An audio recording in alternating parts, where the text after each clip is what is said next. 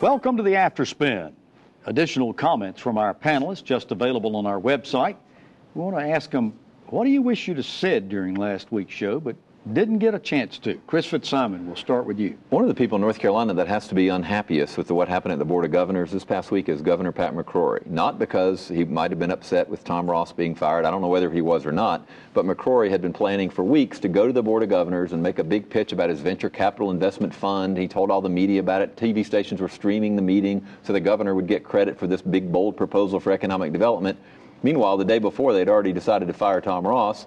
The governor's plan gets a tiny brief in the newspapers, barely mentions on some TV stations, and we're still talking about the Tom Ross thing. I think it shows the lack of respect for the legislative leadership, the Board of Governors leadership. There's no way McCrory should have gone to that meeting, presented that plan, given what was going to happen to Tom Ross. They should have either put off firing Tom Ross or, more likely, told the governor a week before and said, we want you to come next month so we get the credit you deserve. Ixnay on the visit day. Absolutely. Doug, what do you wish you'd have said? Well, it kind of dovetails on our big topic about Tom Ross once again.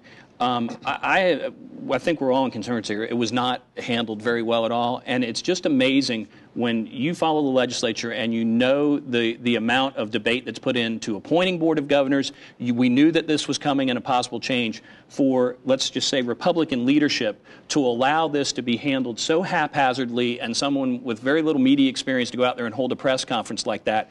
I mean, some people think politics is a dirty word, but when you have to understand when there's something political going on, you need political people to be involved in it and make sure that the messaging is correct. That was awful messaging, and it I was don't think either poorly. one of you guys are going to get invited to the John Finnebrest Christmas party, by the way. Peg O'Connell, what do you wish you'd have said? Well, I don't think I would be invited to that party either for the same reason, but that's not what I wish I would have said. I want to make sure that when we are talking about Medicaid reform, that we also realize that there's also the other issue of Medicaid expansion. So one is getting what we have tweaked around the edges, get it fixed, figure out how to run it properly. And then the other issue is, are we going to expand Medicaid to the people who really need it, the people who've fallen into this coverage gap because of the way the law has been interpreted and states getting to opt in or opt out. And I think that the Medicaid expansion conversation, although it will be an uphill fight, is very, very important for North Carolina. It's economically important, it's the right thing to do, and there are a lot of people who will die early if they don't get health care coverage. John, what do you wish you'd have said? Well, first I want to announce that I'm planning to host the John Finnebrest Christmas party.